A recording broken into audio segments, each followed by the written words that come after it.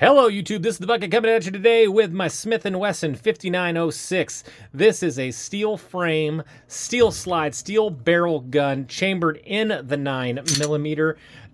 It was a cop gun, and it was the third generation of a series of pistols called the Model 59. Let's go ahead and go over the specs of this particular gun. Of course, it is 15+1. The overall length is going to come in at 7.5 inches. The barrel length is going to be 3.875 inches. The overall width is going to come in at 1.125 inches. The overall height is going to come in at 5.5 inches. And the overall weight is going to be 38 ounces and is indicative of that all-steel design.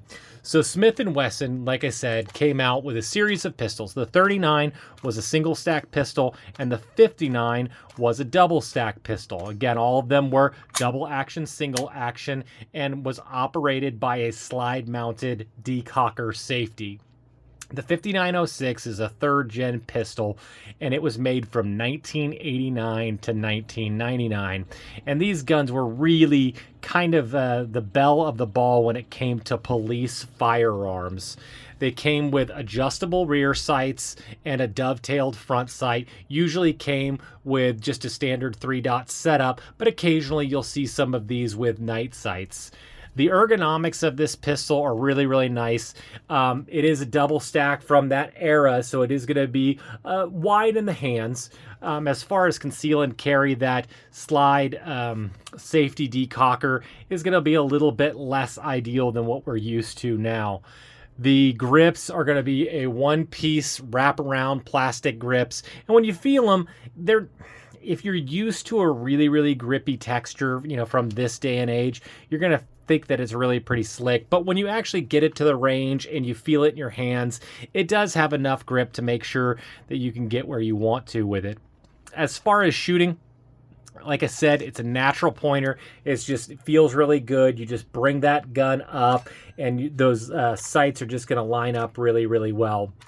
The trigger on this thing is just amazing. So when you have the hammer down, you're going to have, forgot to mention, this does have a magazine disconnect safety. I know that's not exactly ideal for most of us today, but it's something that you could deal with. As far as the trigger pull, the double action is going to be long. It's probably right around that 12 ounces. It doesn't stack. It has a good break on it. But what makes it ideal about it is this short reset. Man, did you just see that? That reset was short. Let's show it to you again. Just watch this. That's it.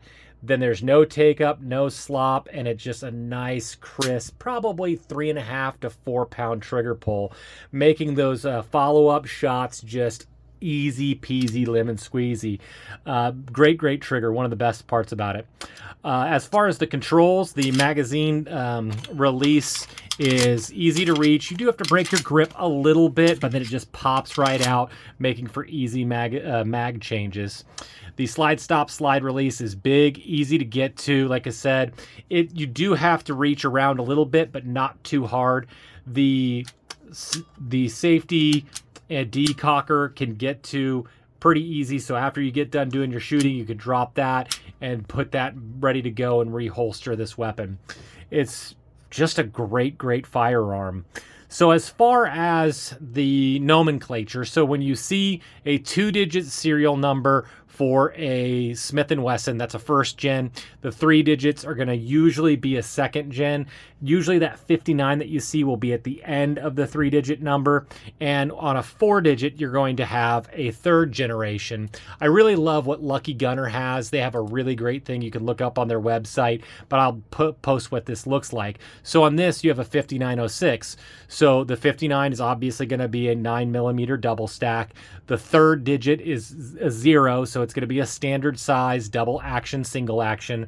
And then the 6 is going to mean that this is all steel. So they do have some that are going to be alloys. They're going to be different colors and whatnot, so you'll see those from time to time. So if you had a 5905, that would be the 5 would mean it was steel, but it wouldn't be the stainless look, it would be the black look. So you could just see some of those different things.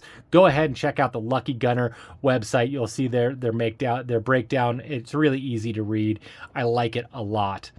As far as shooting this gun, I took it out to the range today, and you know, the bucket always talks about sometimes you're the cat, sometimes you're the litter box. I was the litter box hardcore. It's been 2 months since I've been out to the range, and I didn't shoot well today. So I'm going to show you my target. This is not indicative of the gun. It's the indicative of me shooting it. I was shooting low and left, but you could see 5 bullets, probably 1.5 to 2 inch group there. So this is very, very reliable.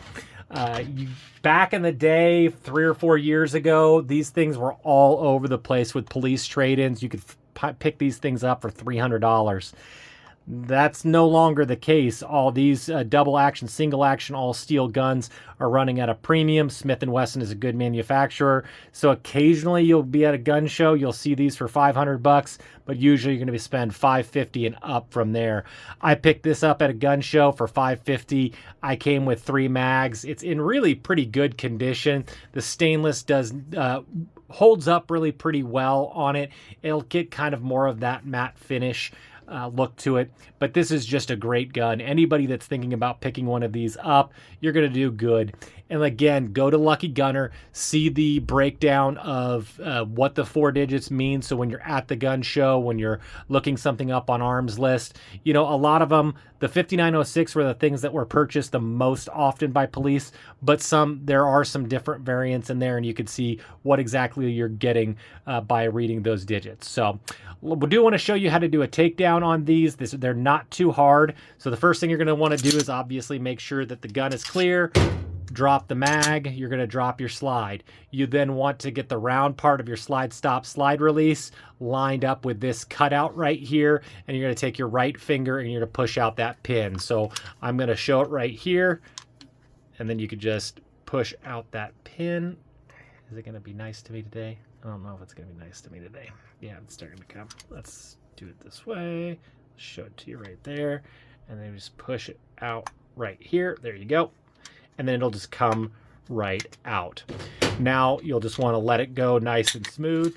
Now when that slide comes up, it is going to drop the hammer. That is completely normal. You'll take off your frame.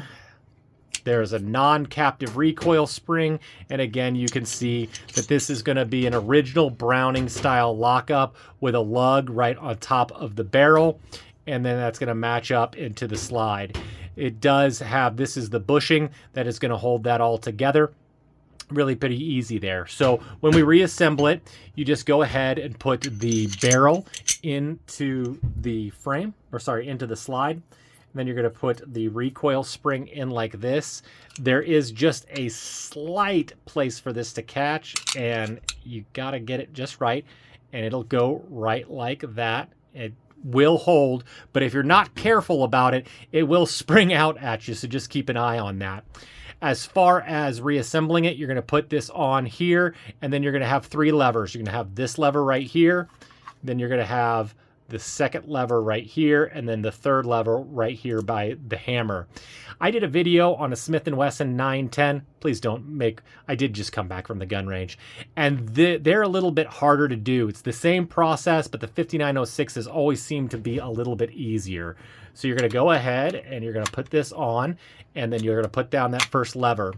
Then I'm going to rotate it over, and you'll push in the second lever, and it'll come in, and then the third lever will come down nice and smooth.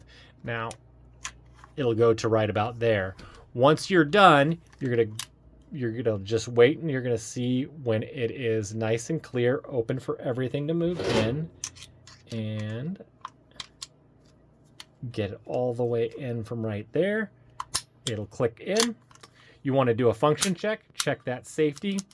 You're going to have to put in magazine in, make sure that it is not loaded, and then again do a function check, and you're good to go.